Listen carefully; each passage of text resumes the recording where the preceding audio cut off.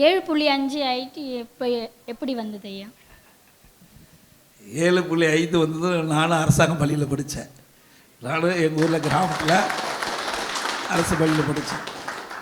ஆகவே இன்றைக்கி அரசு பள்ளியில் படிக்கின்ற மாணவர்கள் சுமார் 41% பேர் இருக்கிறாங்க. கிட்டத்தட்ட 3,70,000 பேர் அரசு பள்ளி படிக்கின்ற மாணவர்கள். அவர்கள் பார்க்கின்ற பொழுது 17-18ஆம் ஆண்டு நான் முதலமைச்சர் இருந்த காலகட்டத்தில் இந்த நீட் தேர்வில் எத்தனை பேர் தேர்ச்சி பெற்றாங்க அப்படின்னு கணக்கிடும்போது வெறும் 9 பேர் தான் இந்த அரசு பள்ளியில் படித்த மாணவ செல்வங்கள். 41% இருக்கின்ற மாணவ செல்வங்கள் 3,70,000 பேர் இருக்கின்ற மாணவர்களுக்கு வெறும் 9 பேருக்கு தான் மருத்துவ கல்வி கிடைக்கப்பட்டது. அப்போ தான் சிந்தித்தோம், நாமளும் அரசாங்க பள்ளியில் படிச்சுட்டு இருக்கிறோம். ஆகவே அந்த மாணவருடைய எதிர்காலம் சிறப்பாக இருக்கணும். அவர்களுக்கு பல்வேறு காலகட்டம் அரசு பள்ளியில் படிக்கின்ற மாணவர்கள் இங்கே சொன்னாங்க, பெற்றோர் இல்லை, கூலி வேலை செய்கிறாங்க. இப்படி நம்முடைய தாய் தந்தைகள் பல்வேறு வேலைகளை செய்து நம்மை படிக்க வைக்கிறாங்க.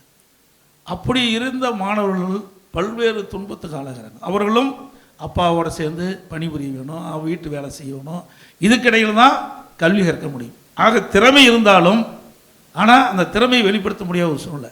அப்படிப்பட்ட மாணவர்களும் மருத்துவர் ஆக வேண்டும் என்ற அடிப்படையில் தான் 7.5% உள்ளிடஒதுக்கீடை கொண்டு வந்து நிறைவேற்றி இன்றைய தினம் சுமார் 3000 பேர் இன்றைக்கு மருத்துவக் கல்வி கிடைச்சிருக்குது. இந்த மருத்துவக் கல்வி கிடைக்கின்ற இந்த மாணவர்கள் அரசு பள்ளியில் படிக்கின்ற மாணவர்கள் ஒரு சாதாரண குடும்பத்தில் பிறந்த மாணவர்கள், ஏழை குடும்பத்தில் பிறந்த மாணவர்கள். இவர்களுக்கு அந்த மருத்துவ கல்வி கட்டணம் செலுத்த முடியல.